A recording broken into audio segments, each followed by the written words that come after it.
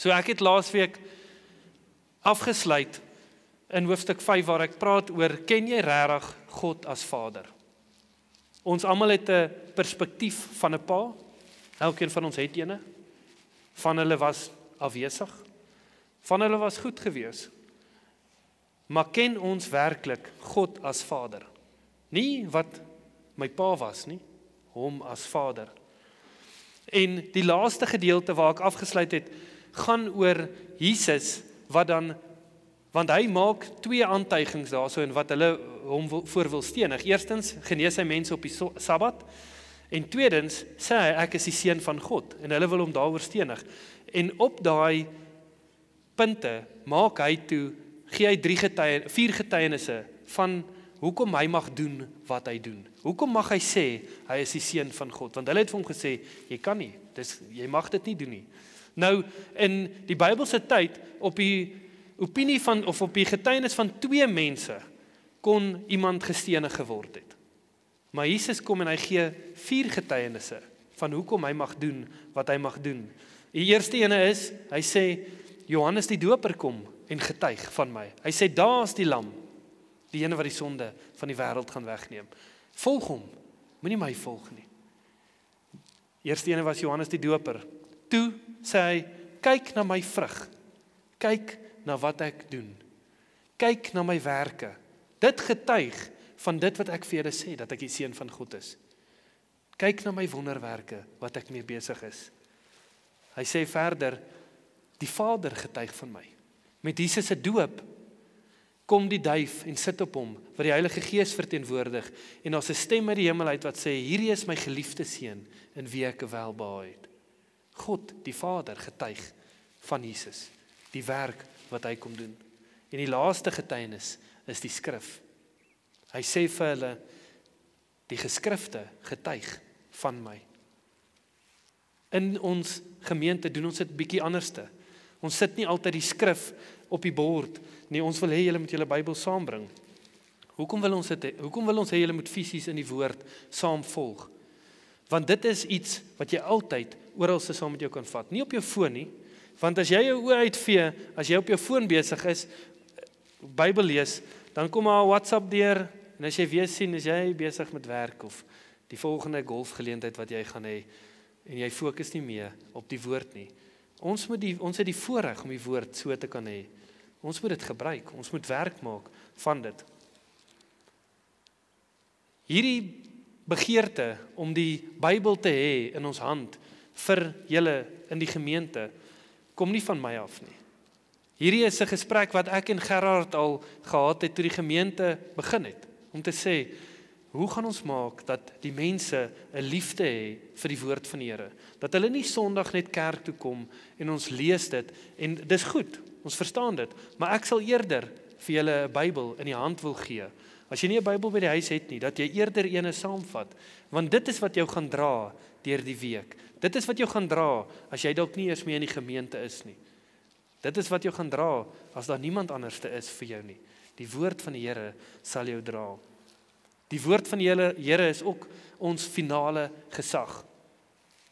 Dit wat ek hiervoor sê, moet getoets word teenoor die woord. Ek kan nie ietsie sê wat teenstrydig is met die woord van die Here nie. Die woord van die Here moet nie getoets word deur mense se opinies, of deur ons kultuur, of ons era wat ons onsself in bevind nie.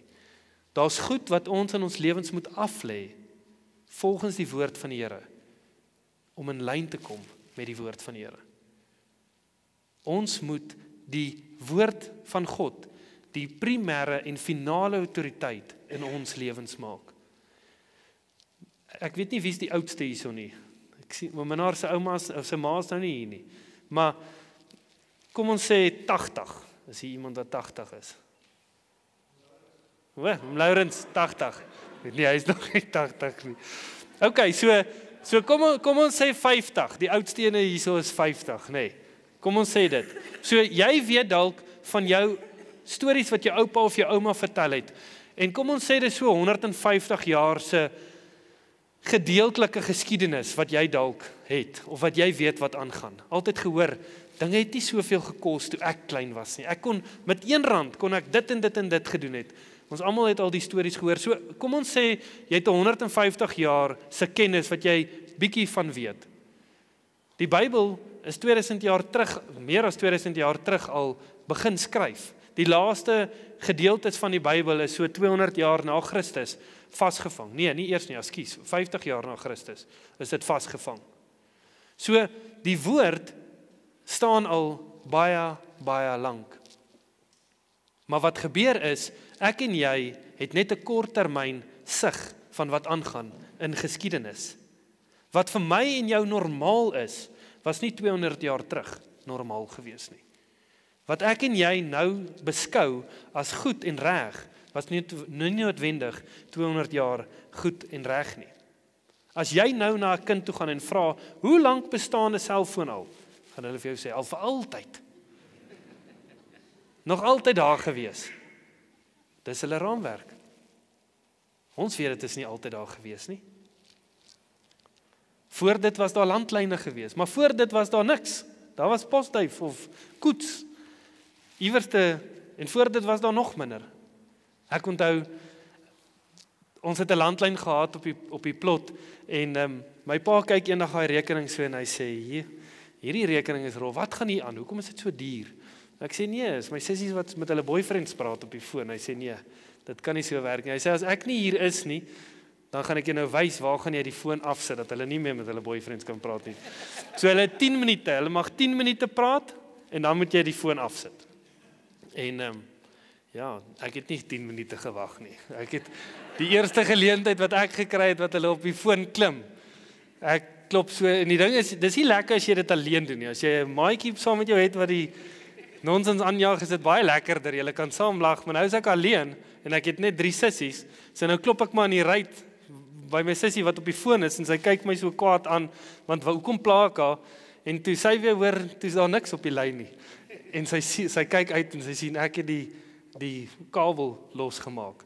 Gelukkig was daar iets tussen my en haar, anderste was ek 10 teen 1 nie hier gewees vandag nie, maar dis ons raamwerk is, ons onthou 50, 100 jaar terug se goeters, ons weet nie wat alles aangaan nie.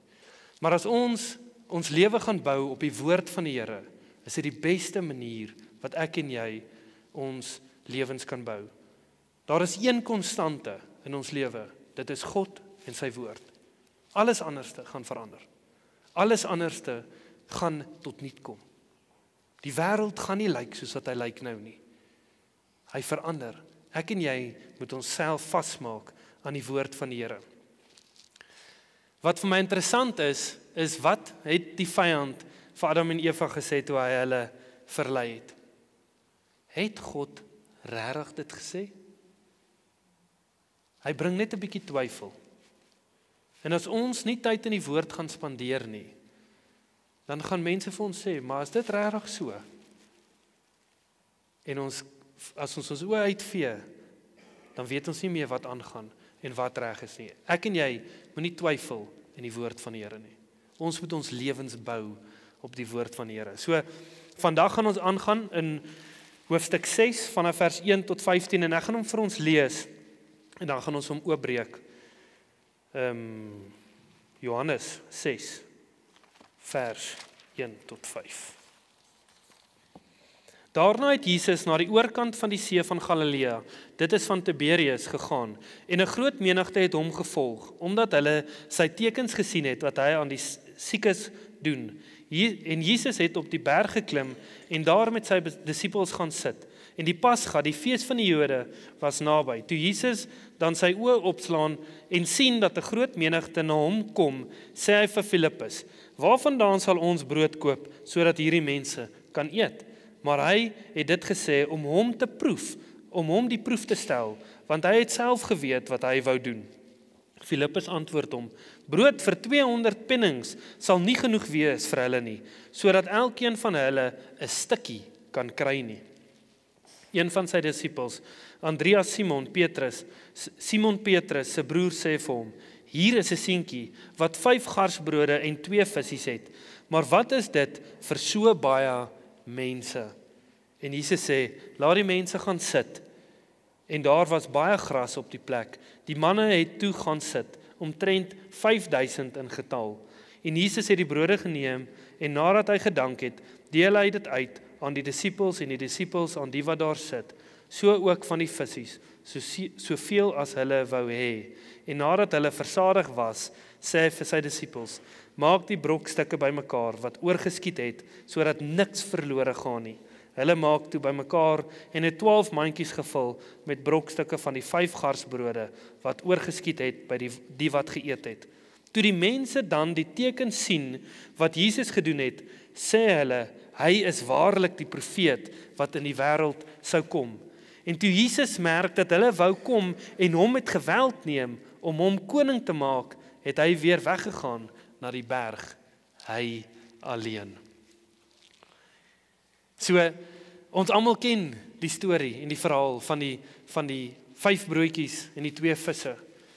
Maar ek wil bietjie meer fokus nie oor die wonderwerk wat gebeur het nie, maar wat daar rondom gebeur het en hoe Jesus interaksie gehad het met sy disippels en die mense rondom dit. Nou daar het ongeveer so 6 maande verbygegaan tussen die einde van hoofstuk 5 waar hy in die tempel was en hoofstuk 6 wat ons nou mee aangaan. En hy bevind homself nou in die noordelike gedeelte van Israel, soos wat julle op die kaart sal sien, is hy in die bergarea daar noordoos van die see van Galilea. En dit is waar hy hom bevind in hierdie verhaal. Hoekom bevind hy homself daarso? Hy sê ons gaan oor die see gaan en ons gaan soontoe. En die menigte volg hom oor die wonderwerke wat hy gedoen het. Maar hoekom gaan Jesus daartoe? En ons kan dit in Markus 6 vers 30 sien. Hoekom het hy soontoe gegaan? So julle kan net gou na Markus 6 vers 30 toe blaai.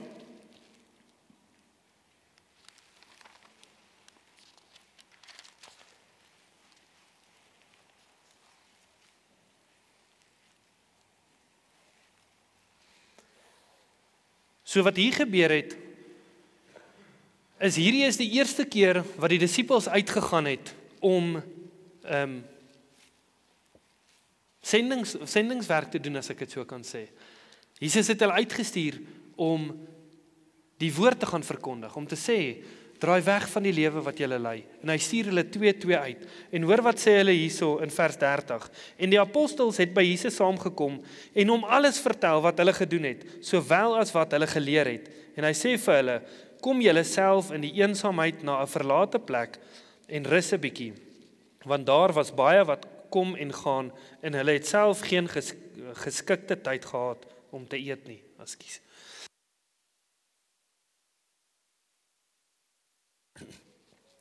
So, hy sê hierso vir sy disippels, kom laat ons net 'n bietjie een kant toe gaan. Hier's baie mense. Ons kom net bietjie weg van die besigheid wat hier aangaan. En as jy die gedeelte net voor hierdie gaan lees, gaan jy lees dat Jesus het toe uitgevind van Johannes die Doper, wat sy kop afgekap is. So hier sit hy, sy disippels het baie om vir hom te vertel en baie seker om te vra wat aangaan.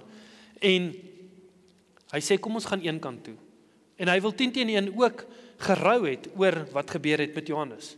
Want God, wat Jesus is ook mens gewees. Hy het alle emosies beleef wat ek en jy beleef. En hy sê, kom ons gaan net 'n bietjie een kant toe. Kom ons gaan wees net 'n bietjie alleen. Maar wat doen die mens? Die mense volg hom. So hy het so 'n bietjie van 'n voorsprong gehad. Dankie.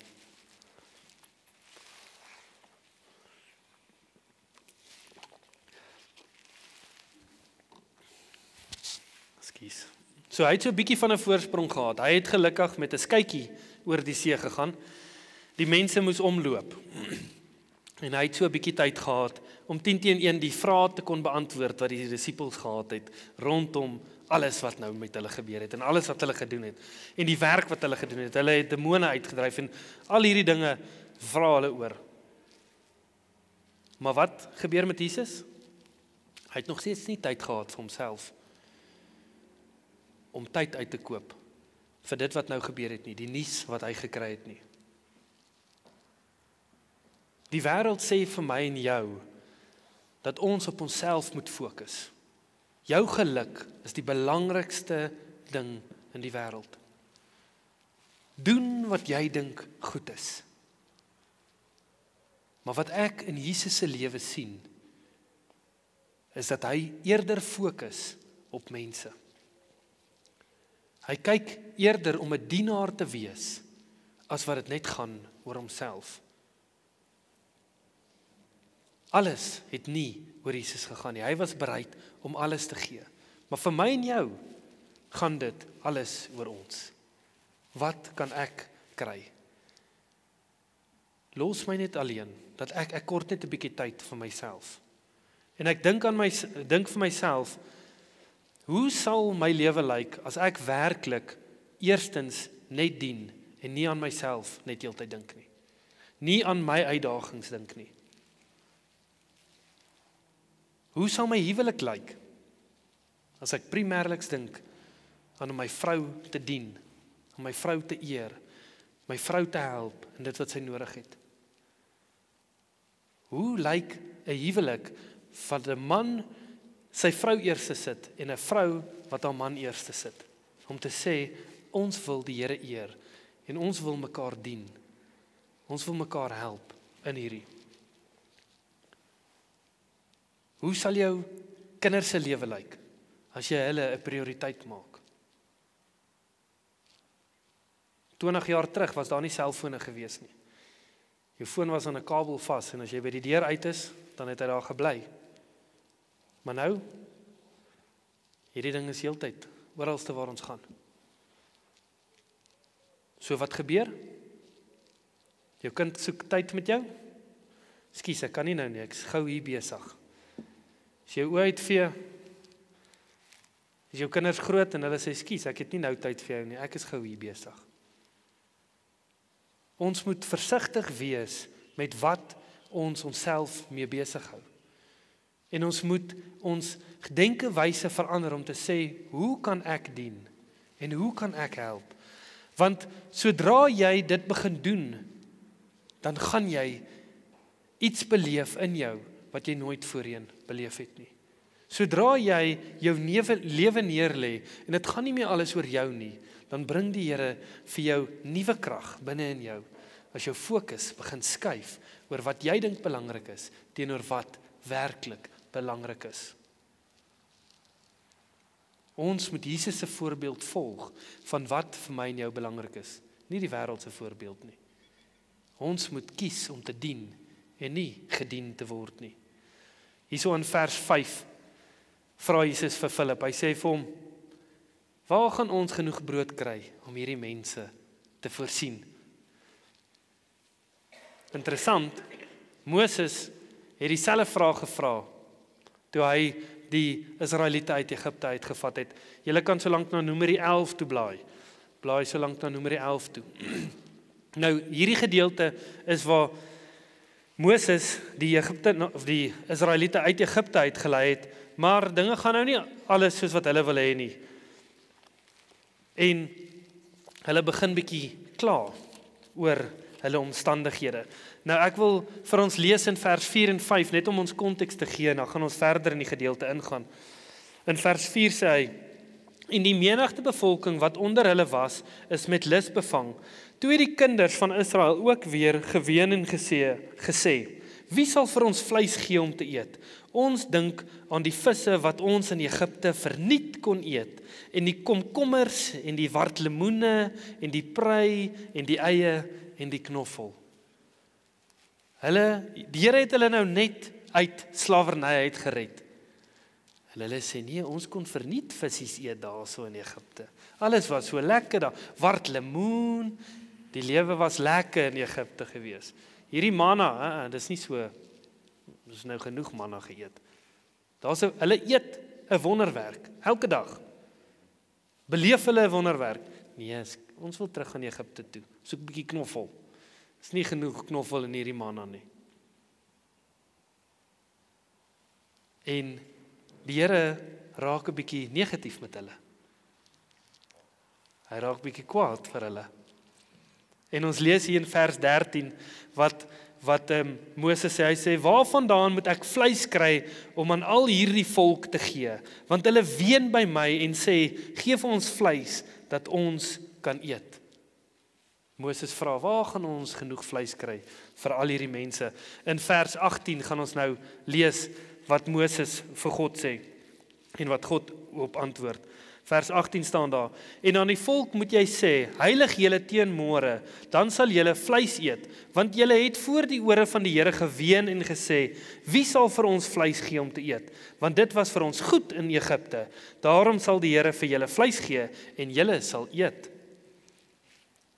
Julle sal nie 1 dag of 2 dae eet nie, of 5 dae, of 10 dae, of 20 dae nie, 'n hele maand lank, totdat dit uit julle neus uitkom en julle daarvan walg, omdat julle die Here wat in julle midde is verwerp en voor sy aangesig gehuil en gesê het, waarom het ons tog uit Egipte uitgetrek?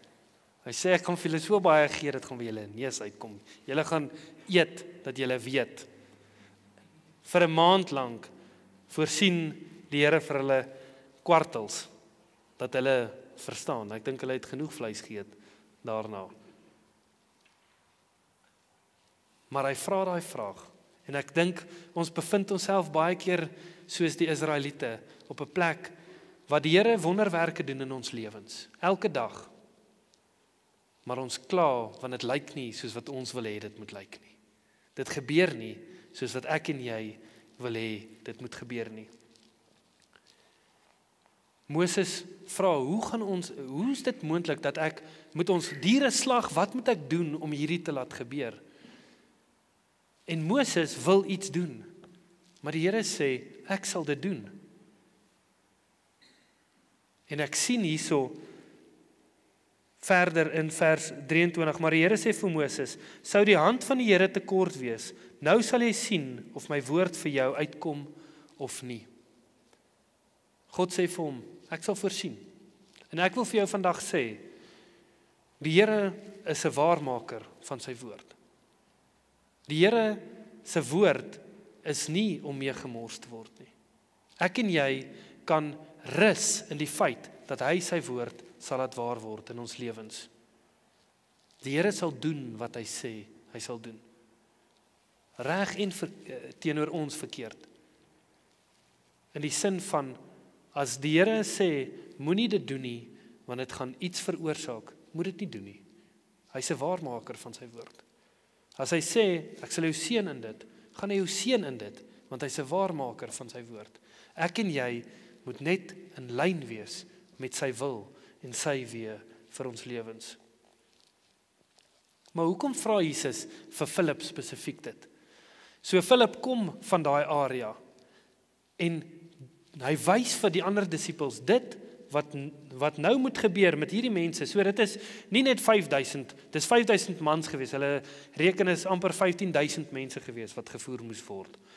En Philip sê hierdie is onmoontlik. Vir mens is hierdie heeltemal onmoontlik. Maar ek wil vir jou sê vandag, God is 'n God van die onmoontlike. God werk bo ons verstaan of denke. Hy doen dinge anderste as wat ek en jy dit sal doen. Hy funksioneer in die bonatuurlike. Ons moet op hom vertrou en staat maak op sy voorsiening vir ons lewens. Jesus vra hierdie vraag vir Philip, wetend wat hy gaan doen. En Jesus maak vir Philip deel van hierdie.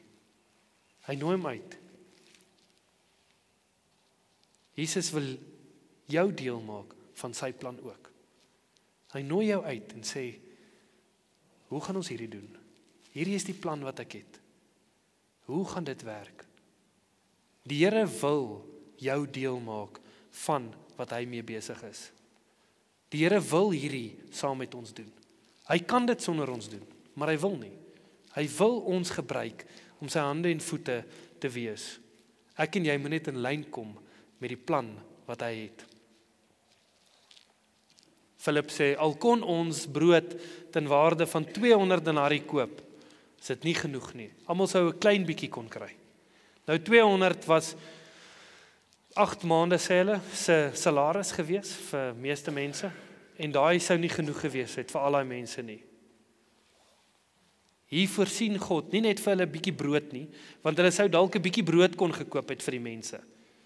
Hy voorsien nie net brood nie, hy voorsien vir hulle vleis ook in die vorm van vis, as jy vleis kan noem. Maar hy gee vir hulle nie net brood om te eet nie. En toe die mense daai wonderwerk sien, lees ek iets baie interessant in Johannes 5 vers 14 tot 15. Ek wil dit net weer vir ons lees. Johannes 6 vers 14 tot 15.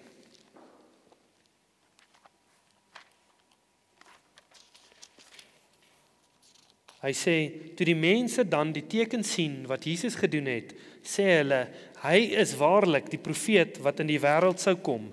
En toe Jesus merk dat hulle wou kom en hom met geweld neem om hom koning te maak, het hy weer weggegaan na die berg, hy alleen. Hulle sien wie Jesus is. Nou in Deuteronomium 18 praat Moses van die profeet wat gaan kom, soos wat hy was en wat hulle gaan lei in die weg en in die waarheid. En hulle sien dit, hulle kom dit agter en hulle sê, kom ons gaan hom vat.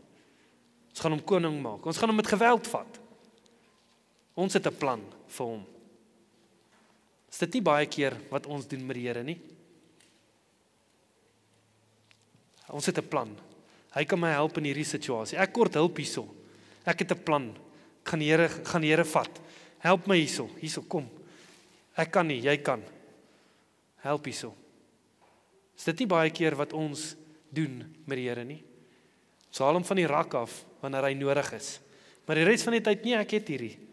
Maar wanneer dit by lewe en dood kom, wanneer dit by ewigheid kom, nee, ek kort hom hierso. Hy moet plan maak hierso. En ons kom op 'n plek waar die Here net 'n oplossing vir ons word. Want dit is wat hy vir hulle geword het. Hulle sit onder 'n Romeinse koninkryk en hulle is verdruk, die Jode, en hulle sê, ons gaan hom koning maak. Hy gaan hierdie kan uitsorteer. Hy gaan dalk ons swaarde meer kan maak, sommer net so vinnig. Ons gaan, of sommer die mense, of ek weet nie, of almal net doodmaak. Hulle het 'n plan met Jesus. Maar hulle wil nie in lyn kom met sy plan nie. En Jesus sê, nee, ek onttrek myself uit hierdie situasie.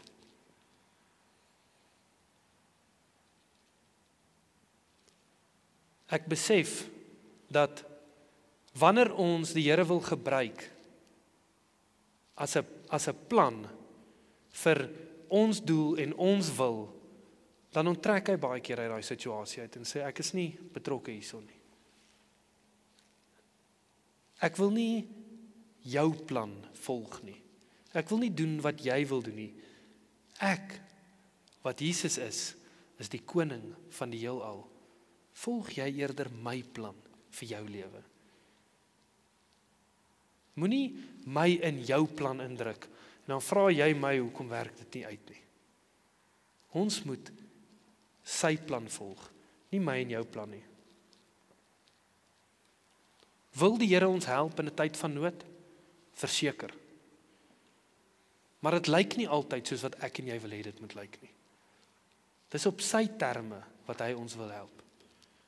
Dis nie altyd net wanneer ons dit nodig het nie. En dit lyk nie altyd soos wat ek en jy dink dit moet lyk nie. Toe die Here vir my duidelik maak dat ek my vrou gaan trou, was ek in Skotland gewees, Engeland daai tyd gewees, en ek het op die vloer gesit in 'n pub wat ek bestuur het daai tyd. En die Here het vir my duidelik gemaak, ek gaan met Alcrezaan trou. En ek kom terug Suid-Afrika, dog, great, hier gaan dit nou gebeur. En sy wil niks weet van my nie. Vir oor die 3 jaar, niks. Soveel so dat ek op 'n plek kom en ek sê vir die Here, ek dink ek het nie reg gehoor nie, maar okay, vergewe my dat ek my ore nie lekker gewerk het nie. Ek gaan net doen wat U wil hê ek moet doen, en as U die vrou voorsien, dan maak dit duideliker as wat dit laas was. En toe voorsien die Here vir Alcrezaan. Maar hy moes eers ook met haar werk. Maar dit werk nie altyd soos wat ons wil hê nie. Ek kom terug en ek is reg. 4 jaar later, 3 jaar later, kom dit eers tot vervulling. Nie my tyd nie, die Here se tyd. Nie jou tyd nie, die Here se tyd. Ek wil 'n wonderwerk vergelyk met die ene wat ons nou net gelees het, waar die 5000 voorsien is vir kos, en hulle sê, ons wil jou vat as koning, ons gaan jou met geweld vat, ons gaan vir Jesus vat met geweld, en ons gaan hom koning maak. Wil ek die houding vergelyk van Simon Petrus in Lukas 5, vers 4 tot 8. Blaai saam met my na Lukas 5, vers 4 tot 8.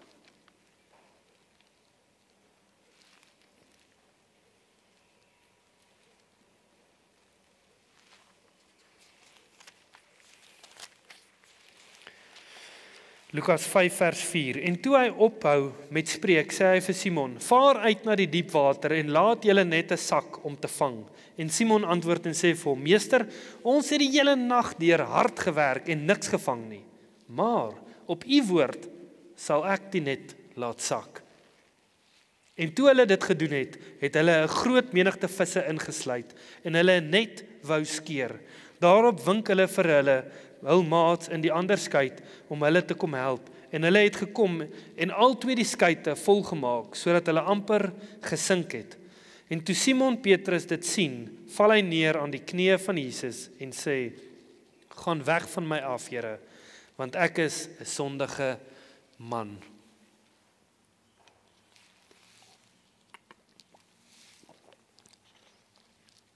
Hierdie lyk radikaal anderste as die vorige mense. Die vorige groep wil hom gryp. Sê, ons het 'n plan met jou. Simon val voor Jesus se voete en hy sê, gaan weg van my af, ek is 'n sondige mens. Wat is my en jou reaksie wanneer ons die Here ontmoet? Dink vir jouself in hoe Simon se lewe sou gelyk het as hy sê, nee, wag. Hier het ek nou 'n ding. Hierdie man, hy weet waar ek moet visvang. En dit vat nie lank nie. Ek gaan sommer net, hy moet net hier naby bly. Ek sal hom 'n bietjie aandele gee in die besigheid. Alles mooi werk dat hierdie besigheid nou goed kan werk. Ek hoef nie eers meer in die aand vis te vang nie. Nie heel nag te sukkel nie. Hy moet net so wys, sê, gooi daar. Maar dis nie wat Simon doen nie. Hy val voor die Here se voete en hy sê, gaan weg van my af, ek is 'n sondige mens. Die skare het gesê, ons sien wat jy kan doen. Kom ons vat jou en ons gaan maak jou koning.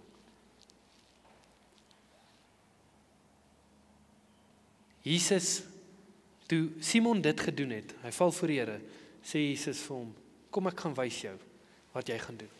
En ek gaan jou 'n visser van mense maak. En Simon kom in lyn met die plan wat die Here het vir sy lewe. Simon maak nie die Here deel van sy plan nie. Simon moes alles los en Jesus volg, dat die plan van die Here tot vervulling kon kom in Simon se lewe. Ek en jy het baie keer 'n plan en 'n agenda en ons wil Jesus gebruik om daai plan uit te laat voer. Ons doen dit baie keer in besigheid. Ons sê ons is 'n Christen en ons het Bybelversies op en alles lyk mooi, maar ons lewe dit nie uit nie. Ons status is alles vir die Here, maar ons lewe dit nie uit nie. Wie wil jy eerder mee besigheid doen? 'n Moslem of iemand wat sê hy's 'n Christen? Want met 'n Moslem weet jy presies wat jy gaan kry. Hy gaan jou probeer indoen. Hy gaan die meeste geld uit jou uit probeer kry wat hy kan. Jy kan hom lekker kibbel en stry vir die prys. En 10 teen 1 gaan jy al stry die prys af, gaan hy nog steeds eintlik wen. Of 'n Christen wat al die mooi dinge sê. Hy beloof jou, hy gaan dit doen. Ons is Christene, ons doen dit mos reg. En as jy jou oë uitvee, sukkel jy nog 3 jaar later om uit te figure wat het alles gebeur in die proses. Ons vat die Here baie keer as Christene en ons bring hom in 'n plan wat ons het en is nie tot eer en verheerliking van die Here nie. Ons lewens getuig nie van die Here dat die Here in beheer is van ons lewens nie. Ek het dit met die Here gedoen, of met Christendom, as ek dit so kan sê, gedoen. Ek het my lewe nie wou verander nie. Ek wou die Here gebruik om sonde te regverdig. So ek gaan hang uit in kuierplekke en dan sê ek, nee, maar ek gaan die evangelie deel met die mense wat hier so is. En dan gebruik ek die Here as 'n verskoning om eintlik sonde te doen. En ek sê nee, ek gaan vertel mense van die Here, ek nooi hulle kerk toe. Maar ek kom nie eers altyd dan by die kerk uit nie. Ek weet nie eers hoeveel dit dan gegaan het nie. En ek gebruik die Here as 'n verskoning om 'n sonde uit te leef wat die Here nie verheerlik nie. Ek kan vir jou verseker sê die Here was nie daar saam met my gewees nie. Die Here wil nie gebruik word vir my en jou planne nie. Die Here wil hê ons moet in lyn kom met sy plan vir ons lewens. Ek wil afsluit met die vraag: het jy 'n plan vir Jesus in jou lewe? Hoe jy hom kan gebruik? Of kniel jy onder sy gesag en plan vir jou lewe? Jy moet jouself daai vraag vra. Gaan jy hom gebruik vir 'n plan wat jy het? Of gaan jy submit onder die plan wat hy vir jou lewe het? Elke dag. Elke oomblik van elke dag. Jy vind jouself in 'n situasie wat jy kwaad wil word. En dan moet die Here jou herinner, Johan, ek is besig. Dinge verander elke dag in ons lewe. Daar's een ding wat konstant bly, en dis die woord van God. Ek en jy moet onder daai gesag staan. En nie wil rondbeweeg onder dit, of die Here gebruik om ons planne te laat seëvier nie.